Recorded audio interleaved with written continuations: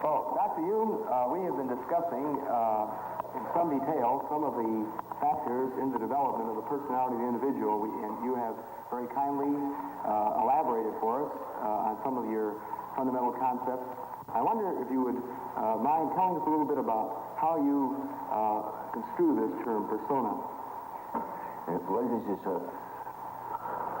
a practical concept we need in elucidating people's relation.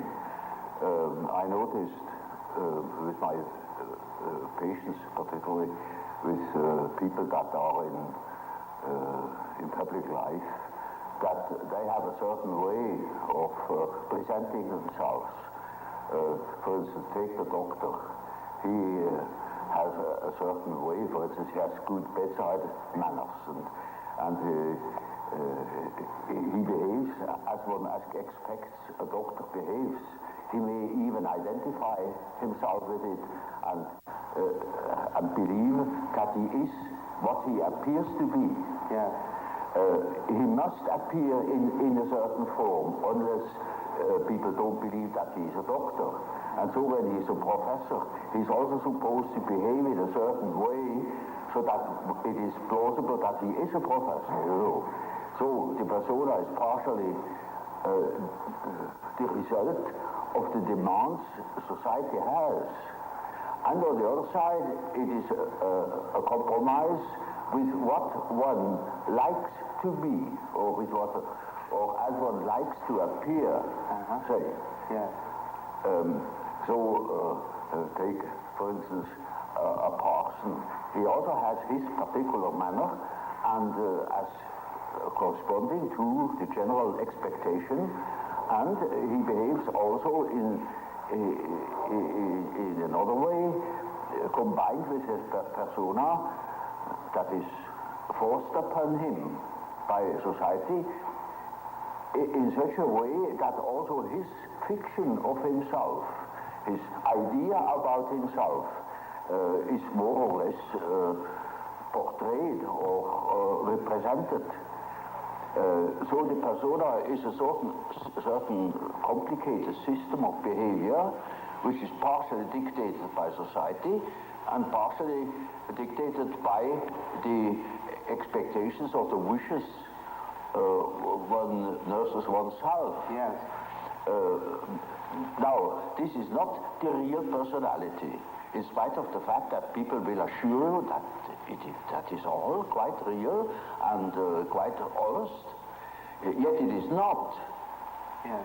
Now, such a performance, or say, the performance of the persona is quite all right as long as you know that you are not identical with the way in which you appear.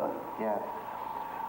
But if you are unconscious of this fact, then you get into times very disagreeable conflicts. Namely, people can't help noticing that at home, for instance, you are quite different from what you appear to be in public. Yeah. And people who don't know it stumble over it in the end. They deny that they are like that, but they are like that. They are it. And then you don't know, now, which is the real man? Yes, yes. Is he the man as he is at home or in intimate relations, or is he the man that appears in public? It is a question of Jekyll and Hyde. Yes. Often. It is such occasionally there is such a difference that you would almost be able to speak of the double personality. Yes. And the more that is pronounced, the more people are neurotic.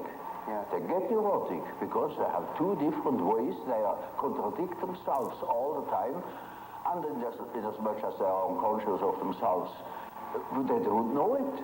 They think they're all one. Everybody sees that there are two. Yeah. And some know him only from one side, so others know him only from the other side.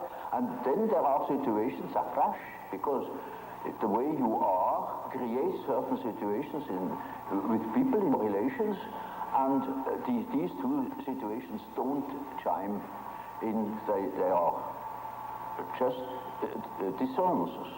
Yes, yes. And the more that is the case, the more the people are neurotic. Now, you also use the term self. Yes. Now, the word self, then, would this have a different meaning than, say, ego? Oh, yes, oh, quite, oh, yes.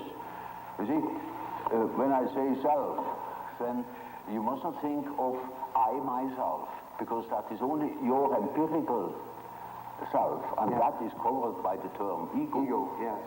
But when it is matter of the self, then it is matter of a personality that is more complete than the ego, because the ego is only consists of what you are conscious of. Yes, yes.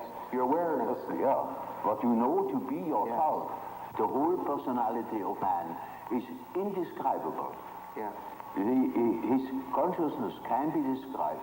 His unconscious cannot be described, because the unconscious, as I must repeat myself, is always unconscious. Yes. And it is really unconscious. It really does not know it. Does not know about it. And so we don't know our unconscious personality. We have hints, we have certain ideas, but we don't know it really. Nobody can say where man ends.